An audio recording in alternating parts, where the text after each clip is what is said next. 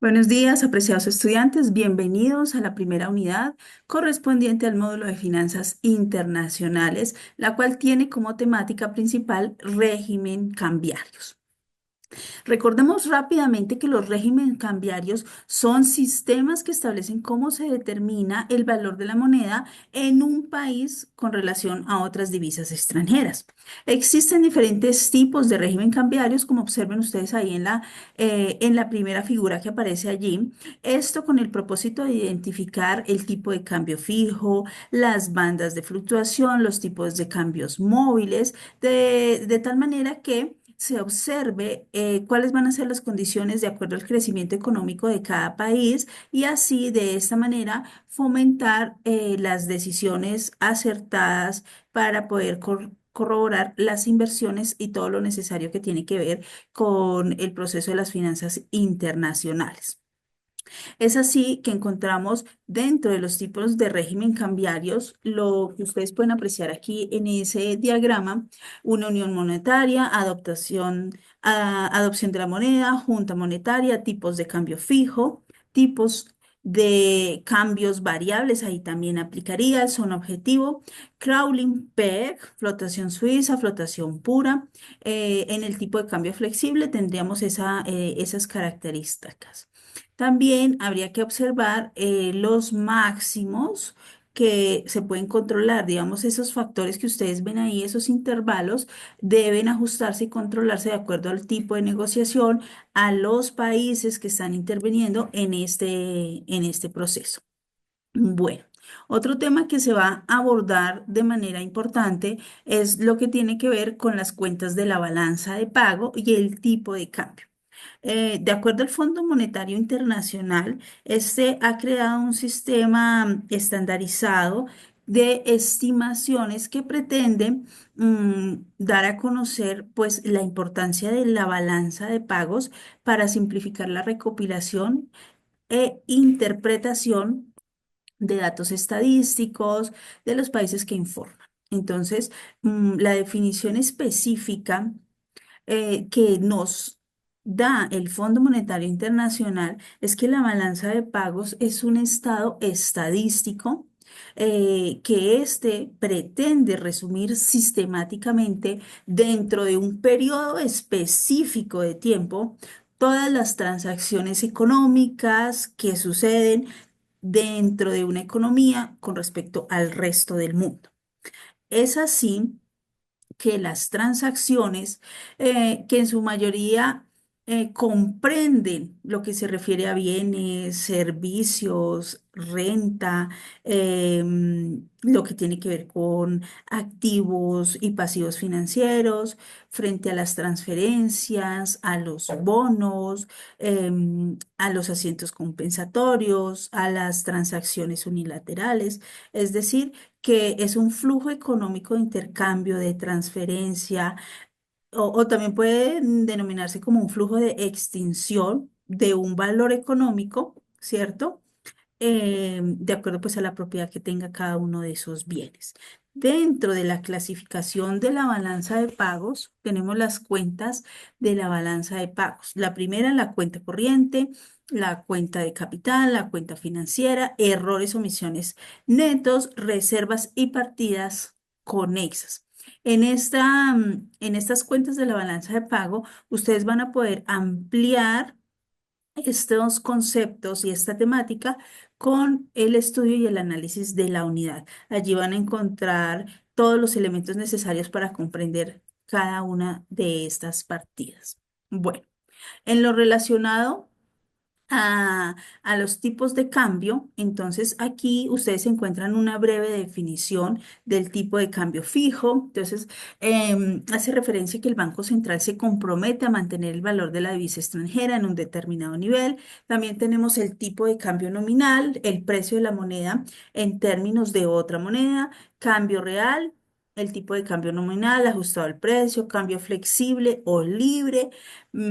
Este pues es dominado y manejado por el Banco Central. No interviene mucho en el mercado de divisas.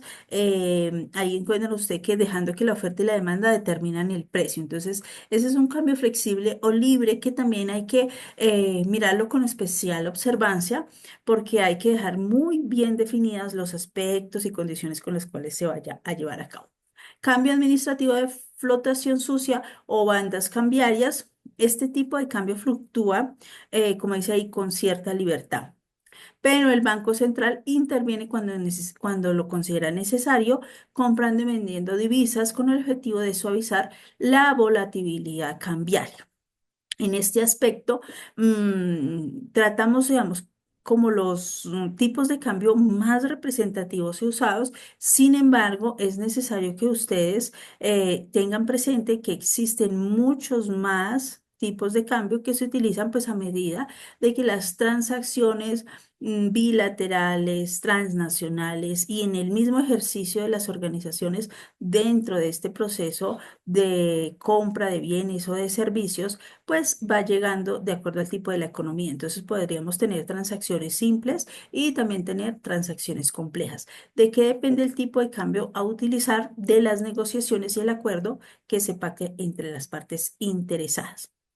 Bueno, con relación a estas variables, ustedes encuentran acá algunos de los aspectos importantes a tener en cuenta con respecto a las principales diferencias que afectan el tipo de cambio. Entonces, estas consecuencias, digamos, o estas principales diferencias tendrían que ustedes evaluarlas al momento de elegir el tipo de cambio que más favorece la transacción que se está asesorando dentro del proceso de la estructura de los régimen cambiarios, esperando pues la mejor y mayor rentabilidad y proceso específico, generando beneficios económicos en el futuro para las entidades que así lo utilicen. Entonces, dentro de esas principales diferencias que afectan los tipos de cambio, encuentran ustedes el comercio internacional de bienes, la inversión, la especulación y el arbitraje. Con respecto al comercio internacional de bienes, habría que mirarse por la adquisición de bienes en otros países. Lo relacionado a la inversión, esta definición viene muy enfocada hacia la decisión pues de las personas, ¿no? Porque cada condición cambia de acuerdo a las expectativas y obviamente a la estructura financiera y patrimonial de cada inversor. Entonces, habría que mirar desde el contexto empresarial, cuál es la intencionalidad de esa inversión y qué flujo de caja o qué estructura financiera se tiene para poder llegar a presentar una inversión o un portafolio de servicios de inversión. Con relación a la especulación, bueno, esta especulación siempre está implícita dentro de los régimen cambiarios, porque muchas veces se hacen negociaciones mediante este proceso de especulación, donde pues el grado de incertidumbre no se puede controlar en un 100%, sí en un porcentaje alto, pero sin embargo la especulación siempre está basada en esa adquisición de divisas o venta de divisas, porque pueden ocurrir eventos que afecten la economía de cualquier país o situación que podamos ver afectado pues la inversión inicial. Y finalmente, en lo que refiere al arbitraje, este consiste en adquirir la moneda en un mercado a un precio inferior e instantáneamente venderla en otro distinto por un precio superior. Entonces vienen como esas diferencias de los tipos de cambio. Vuelvo e insisto, depende de qué, de la intencionalidad, de la negociación que quieran efectuar, de las condiciones específicas que cada entidad quiera tener para poder desarrollar ese proceso. Otro de los aspectos que van a encontrar dentro de esta unidad es lo relacionado a la devaluación. Pues si bien es cierto, todos los inversionistas y las finanzas internacionales apuntan a las negociaciones, al aprovechamiento de de la globalización, a los avances de la tecnología que permiten la interconectividad y el desarrollo de nuevas negociaciones a nivel mundial, también uno de los factores de permanente estudio y análisis es lo relacionado a la devaluación, pues este proceso implica un control necesario en este tipo de negociaciones, porque pues obviamente esa devaluación puede llevar a un riesgo de liquidez, de solvencia empresarial, pues porque no se tomaron las coberturas o las medidas necesarias para poder mitigar este proceso. Esta devaluación es una temática que también ustedes la encuentran en la unidad y que va a ser explorada de una manera más detallada y específica, relacionando al menos los aspectos que ustedes encuentran acá: déficit insostenible en la cuenta corriente, bajo nivel de las reservas internacionales, lo que corresponde a la falta de acceso al crédito, pues cuando no se tiene como esa disposición de recursos, ¿no? Bueno, otro tema demasiado interesante es lo que tiene que ver con las cuentas de reserva oficiales. Aquí encuentran ustedes unas características esenciales de estas cuentas de reservas oficiales. También hace parte de un tema importante dentro de la unidad, que los invito pues a ustedes a que den la lectura, que lo complemente con el material de apoyo que encuentran en la unidad. Básicamente hace referencia a que esta cuenta de reserva oficial mide el cambio en los activos oficiales de un país y el de los activos oficiales extranjeros en el país. También implica que los activos netos de las reservas internacionales consisten en la reserva bruta más los créditos de los bancos centrales con vencimiento mayor, específicamente a 6 meses, menos los pasivos con el Fondo Monetario Internacional, menos los créditos de los bancos centrales con vencimiento menores a 6 meses.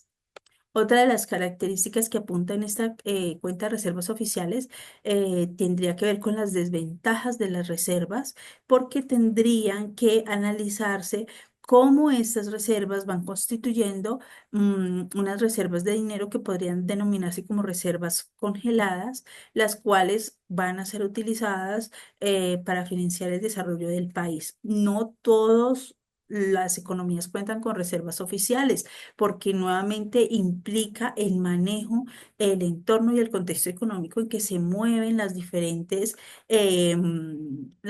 realidades económicas de los países. Entonces, si nos centramos, por ejemplo, en nuestro país, Colombia, no tendríamos, digamos, que una cuenta de reserva oficial que contribuya para el desarrollo o las inversiones, mm, planeaciones o pronósticos que se pretendan desarrollar, porque no se cuenta con una estructura financiera, mientras que un país desarrollado va a tener unas reservas oficiales considerables, las cuales va a poder mm, administrar de una manera correcta y eficiente. Y finalmente, hace referencia a esta característica: las reservas siguen siendo necesarias para enfrentar algunos ataques especulativos que no tienen fondo en los fundamentos de la economía y para mejorar la posición crediticia del país. Entonces, esas reservas son necesarias y ayudan pues a equilibrar las negociaciones y la economía que se está desarrollando en ese proceso. Listo. De esta manera, los invito a que den lectura, análisis, tanto a la unidad, las clases, el material de apoyo y todos los elementos dispuestos en el campus virtual para complementar y avanzar en esta temática. Muchísimas gracias.